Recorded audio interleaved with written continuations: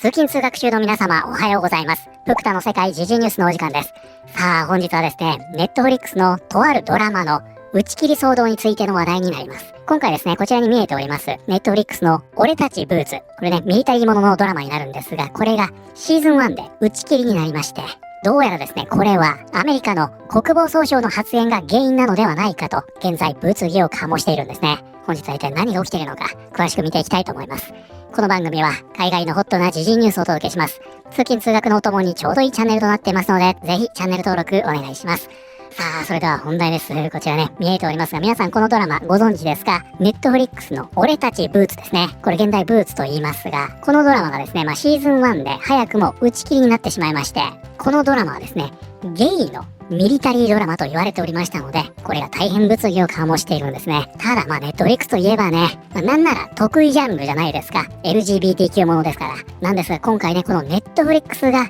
これをシーズン1で打ち切ってしまったため、これが大変物議を醸していると。ネットフリックスで放送されたブーツは1シーズンで打ち切りとなった。ということで早速ですが、こちらですね。ブーツとあります。こちらが本日のキーワードになります。ブーツ。ということでね、こちら写真も見えておりますから、これは説明不要ですね。履くブーツ。このことです。で、このブーツという単語はですね、本当に様々な意味がありまして、これ皆さん日本でもね、頻繁に耳にしてるんじゃないかなと思います。まずこちら、コンピューターとありますね。コンピューターが使用可能な状態になること。ということで、この場合はね、起動するという意味になるんですね。そして、再起動のことを reboot って言うと。で、これはね、映画なんかでもよく使われておりまして、よくね、リブートって言うでしょ。これはその IP を再起動すること。仕切り直しですね。これをリブートと言っています。で、ちょっとね、この辞書にはないんですが、こちらですね、軍隊用語を解説しているページになるんですが、ブートという言葉は第二次世界大戦中にアメリカ軍兵士の間で初めて使われるようになった。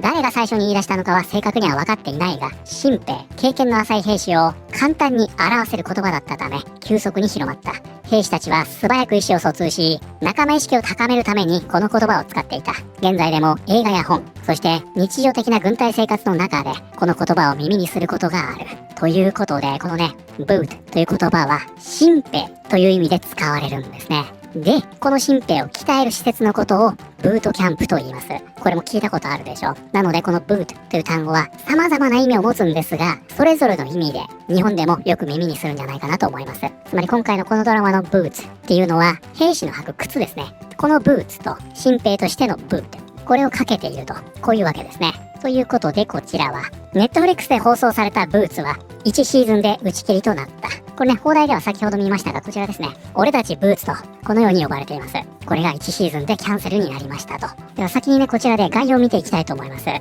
っと俺たちブーツが長いんで、ここでもね、ブーツと言いますね。ブーツはアンディ・パーカーが制作したアメリカの軍事コメディドラマのテレビシリーズで、グレッグ・コープ・ホワイトの回顧録、ザ・ピンク・マリーンを原作としている。本作はルイジアナ州出身のゲイのティーンネイジャー、キャメロン・コープを演じるマイルズ・ハイザーを中心に描かれ、彼は親友らと共にアメリカ海兵隊に入隊する。物語の舞台はクイアの人々が軍務から排除されていた1990年で、ブートキャンプの模様が描かれる。ということで、このドラマにはね、原作がありまして、ゲイであることを隠しながら海兵隊に入隊した、この原作者の体験をもとに書かれたものなんですね。で、主人公自体はね、この原作者になっているわけではないんですが、一応ね、それがベースになっていると。で、ちなみにね、こちらロッテントマトになりますが、これ非常に評価高いんですね。オールクリティクス 90%、トップが 89%。これドラマなんでね、オールオーディエンスしかありませんが、こちらも 90% と。これは結構高いでしょう。そしてね、こちらに書かれているんですが、本作は配信初週に940万回の視聴を記録し、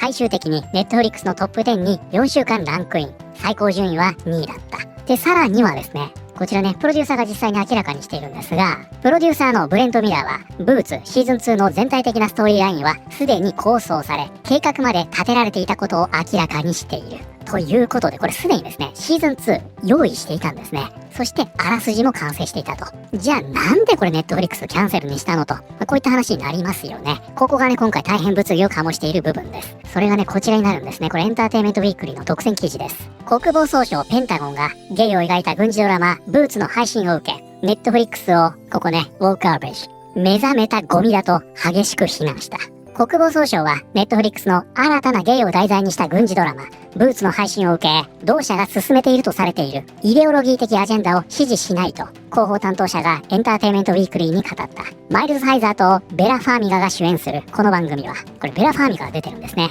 10月9日の配信開始以降も視聴ランキングにとどまり続けているが、 LGBTQ を中心に据えたこの作品についてエンターテインメントウィークリーが問い合わせたところ、国防総省報道官のキングスリー・ウィルソンは同ネットワークの番組編成の傾向に反対する声明を返した。ウィルソンの声明は次のように始まっている。トランプ大統領と国防長官の下で米軍は兵士としての精神を取り戻す方向へと回帰している。我々の基準は全面的にエリートで統一されており、性別による違いはない。なぜなら背負うリュックサックの重さも人間の重さも男か女かゲイかストレートかなど気にしないからだ。キングスリーは続けて、当局としてはイデオロギー的なアジェンダを満たすために基準を妥協することはない。視聴者や子供たちに意識の高いゴミを一貫して作り与え続けているネットフリックスの経営陣とは違うと述べている。ということで、ここではね、何が問題になっているかと言いますと、つまりね、現行のこのトランプ政権率いる米軍の方針としては、もうね、男だろうが女だろうが、ゲイだろうがストレートだろうが、関係ないと。こういった立場を取っているんですね。にもかかわらず、今のネットフリックスというのは、LGBTQ に焦点を当てて、自身のアジェンダというのを推し進めるために、こういったドラマを作り続けているんだと。このように、ペンタゴンが非難したというわけです。そして、これがキャンセルの原因なのではないかと言われているわけですね。そうすると当然ね、あの騒動というのが浮かび上がるわけですよ。ネットフリックスは10月の初配信からわずか2ヶ月後の12月にブーツをひっそりとキャンセルした。キャンセルを最初に報じたのはデッドラインで、決定に詳しい複数の関係者の話を引用している。ネットフリックスはこの判断を国防総省からの批判と公式に結びつけてはいないが、もちろんこんなの公式に言うわけないですからね。公式にはそのようには言っていないと。そしてここです。特にワーナー買収を完了するために連邦当局の審査を通過する必要がある時期と重なったことから、この論争が同社の判断に影響したのではないかという疑問が浮上した。ブーツのキャンセル時期はネットフリックスにとってより広範な企業的事情を反映している可能性がある。同社は最近ワーナー買収をする計画を発表しており、この取引には連邦規制当局の承認と独占禁止法に関する慎重な審査を乗り越える必要がある。この手続きがまだ控えている中で、ネットフリックスとしては連邦政府や軍の上層部との公的な対立をこれ以上激化させることを避けたいと考えている可能性がある。規制当局の承認を得られなければ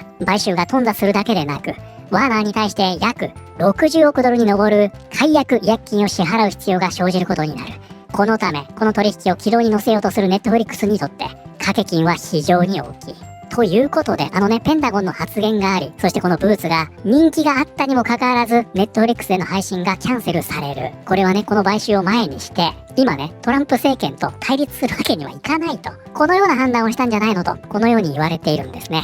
これ、そうでしょうね。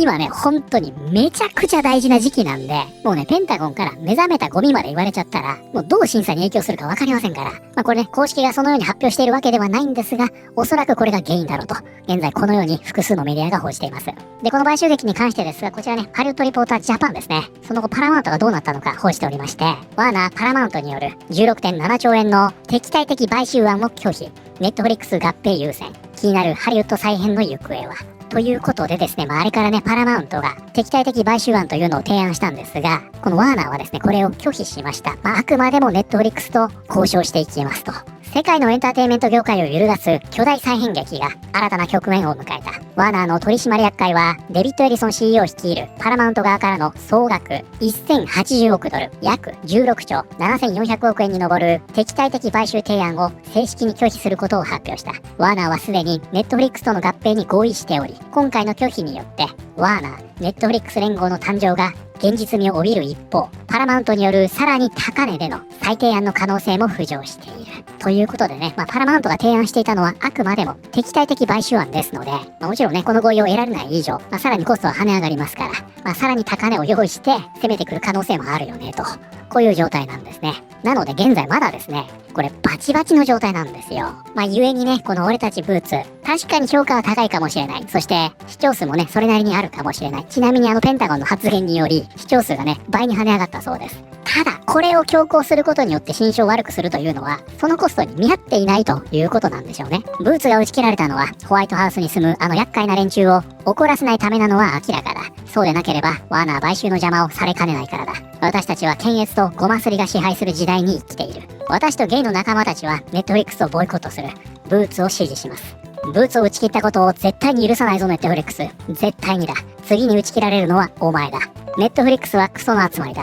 またシリーズが一つ打ち切られた。どうせ1シーズンで打ち切られるのに、誰が新作シリーズを腰を据えて見る気になるんだよ。本当に腹が立つ。ブーツはこんな扱いで終わる作品じゃなかった。こちらニューヨークポストがこれを報じています。賢明な判断だ。誰もランボー×ブロークバックマウンテンみたいなものを見たいと思って登録するわけじゃない。よかった。ゲイ版のプライベートライアンなんて誰も見たくないだろう。ここでは政府がこれを打ち切らせたというように言っているが、それは事実ではない。単に今回は政府が珍しく我々みんなが考えていることと同じ方向を向いていただけだ。はい、ということで本日はですね、アメリカ国防総省ペンタゴンが目覚めたゴミと呼んだ後、ネットフリックスの俺たちブーツが1シーズンでキャンセルになってしまったという話題を見てまいりました。いかがだったでしょうか。で、一応ね、ネットフリックス今回ね、これをキャンセルしましたと。じゃあね、他のプラットフォームがこの権利買うんじゃないのと。そんな話も出てるんですね。なんですが、ネットフリックスはね、かなりね、厳格な独占契約をするので、事実上不可能だと報じるメディアもあれば、これデッドラインですが、その他のメディアではね、これね、ネットフリックスのオリジナル作品として限定されていなかったので、